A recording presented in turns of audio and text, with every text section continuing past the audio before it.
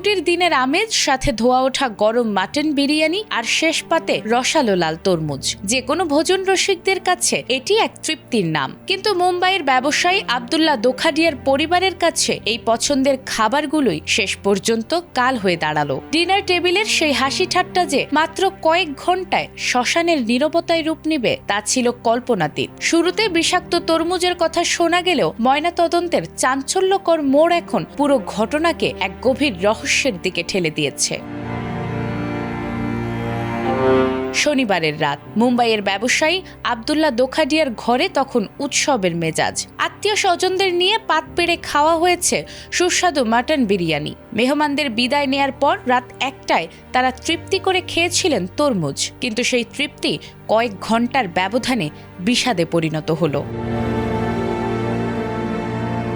ভোর 5টা, যখন পুরো শহর ঘুমে আচ্ছন্ন, তখন এই পরিবারটিতে শুরু হয় যন্ত্রণার আর্তনাদ। তীব্র বমি আর ডায়রিয়ায় একে একে নিস্তেজ হয়ে পড়েন আব্দুল্লাহ, তার স্ত্রী নাসরিন এবং 2 আদরের কন্যা জয়নাব ও আয়েশা।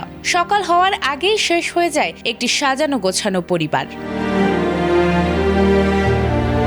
ময়নাতদন্তের টেবিলে যখন 4 জনের দেহ নেওয়া হলো, চমকে উঠলেন অভিজ্ঞ চিকিৎসকরাও। সাধারণ খাদ্যে বিষক্রিয়া হলে শরীরের ভেতর যেমনটা দেখা যায়, এটি ছিল তার চেয়ে সম্পূর্ণ আলাদা। মৃতদের মস্তিষ্ক, হৃদযন্ত্র এবং অন্ত্র সহ গুরুত্বপূর্ণ সব অঙ্গ প্রত্যঙ্গ অস্বাভাবিকভাবে সবুজ হয়ে গেছে, যেন কোনো অদৃশ্য বিষ নীল বা সবুজ করে দিয়েছে তাদের ভেতরটা। কিন্তু রহস্যের আসল মোড়টা আসে অন্য জায়গায়।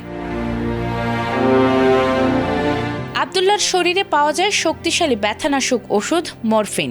সাধারণ খাবারের মাধ্যমে মরফিন আসার কথা নয়। তবে কি এটি কোনো পরিকল্পিত হত্যাকাণ্ড, নাকি এর পেছনে লুকিয়ে আছে অন্য কোনো অন্ধকার অধ্যায়? রাজ্যের খাদ্য ও ওষুধ প্রশাসন এরই মধ্যে জানিয়েছে তরমুজের মাঝে সরাসরি কোনো বিষক্রিয়া পাওয়া যায়নি। ব্যবসায়িক শত্রুতা নাকি পরিবারের ওপর কোনো মানসিক চাপ? ঘটনার পেছনের আসল সত্য জানতে এখন অপেক্ষা কেবল ভিসেরা রিপোর্টের। মুম্বাইয়ের এই রহস্যজনক মৃত্যু কি নিছক দুর্ঘটনা, নাকি ঠান্ডা মাথার খুন? সেই উত্তর খুঁজছে এখন গোটা শহর। নাজমুন নাহার জান্নাত, এটিএন বাংলা।